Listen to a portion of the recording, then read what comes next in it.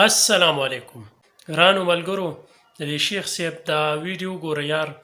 ډېر د شرم کار یې وکړو چې د یو کم ذاته خلکو نه تا معافي وغوښته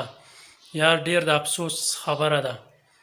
یار دا ویډیو ګورئ نو زه څه پرې راځم بیا څه پرې خپلې خبرې کوم راځئ دا ویډیو ګورو نشاته سندل خټکو دی رااله بنتینګ ته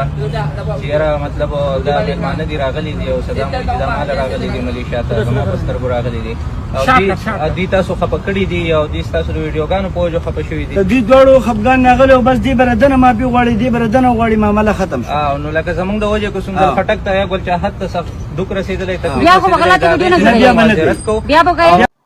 ښه ملګرو تاسو دا ویډیو وکته یار ډېر د افسوس خبره ده امیر صاحب شفیع الله ته زه دا ویم خدای قرآن ته وګوره یار چې د مقابلې نه نو بیا په قلار کښېنه او تا د داسې سړي سره مقابله مو ونه کړه چې هغه نه تین دی نه تیره او هار دې ورته ومنو او موږ خو په تا باندې ډېر ننګ او غیرت وکړو شفیع الله وروره